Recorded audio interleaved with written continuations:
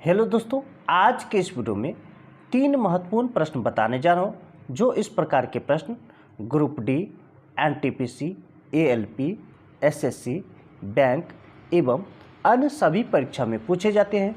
तो वीडियो को अंत तक जरूर देखिएगा, बहुत ही मजा आने वाला। तो चलिए प्रश्न की ओर चलते हैं। देखिए प्रश्न है 1/2 सेंटीमीटर व्यास वाले गोले का पृष्ठीय क्षेत्रफल ज्ञात कीजिए। ध्यान से समझिए, यहाँ पर व्यास दिया गया यानी डी का मान दिया गया है। यह 1/2 है, ठीक। ये सेंटीमीटर में हमें निकालना है त्रिज्या। जानते हैं कि त्रिज्या जो होता है व्यास का आधा होता है, तो इसका आधा 1/2 का आधा करेंगे, ठीक। तो इसे 2 से भाग करेंगे तो ये हो जाएगा, देखिए 2 से भाग कर दीजिए तो ये हो जाएगा कितना, 1/4 हो जाएगा हल करके, ये त्रिज्या। और हम जानते हैं कि गोले का पृष्ठीय क्षेत्रफल जो होता है वह पृष्ठीय क्षेत्रफल जो होता है, ठीक, 4πr² होता है। ऑप्शन में देखिए पाई का मान पाई है ही, तो इसका मान नहीं बैठाना है। तो यहाँ पर देखिए 4πr, ये r है, तो देखिए r² है तो इसे 2 बार लिख दीजिए, 1/4 गुने 1/4। देखिए ये 4 कट जाएगा तो ये आपका हो जाएगा π/4, ठीक।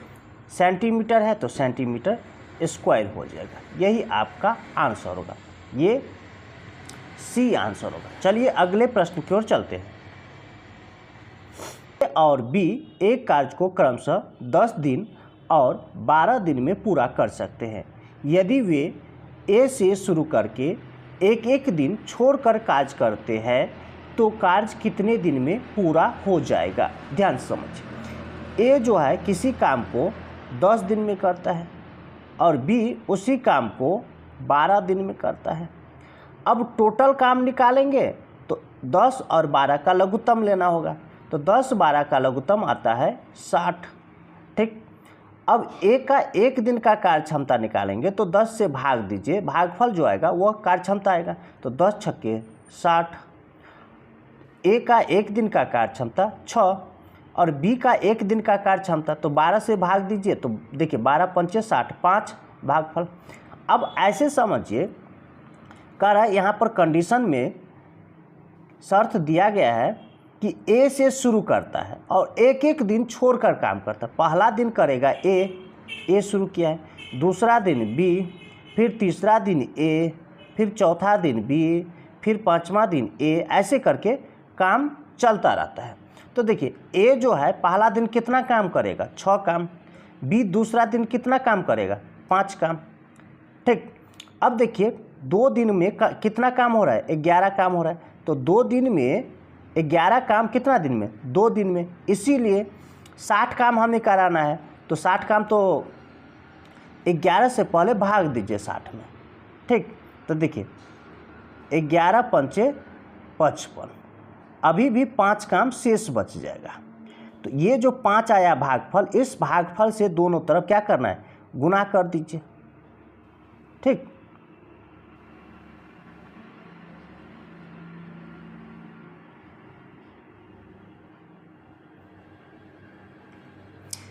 अब देखिए इसीलिए 11 गुने 5, 2 गुने 5, यानी 55 काम जो है वह 10 दिन में समाप्त होगा।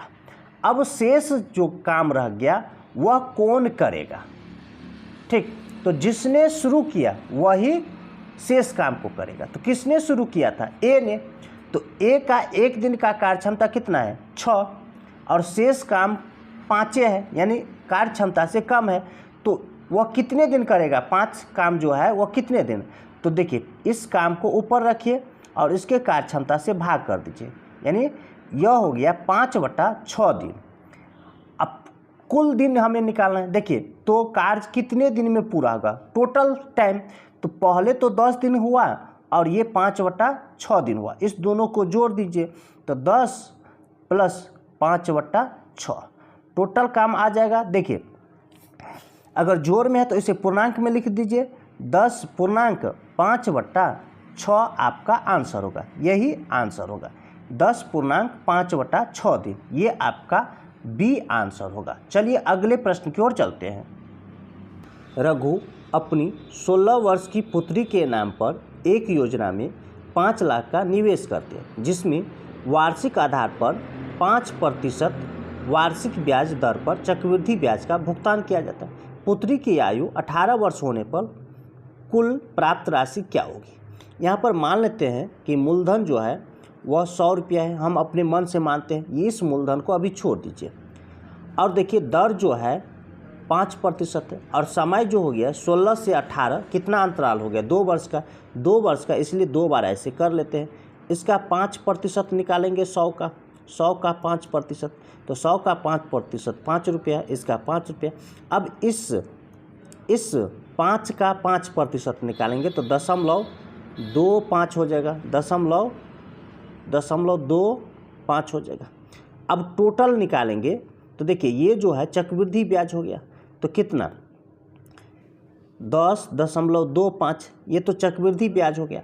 और मिश्रधन निकालेंगे, ठीक, मिश्रधन निकालेंगे तो इस 100 को और इसको जोड़ देंगे तो यह हो जाएगा 110.25, ये मिश्रधन, ठीक। तो अब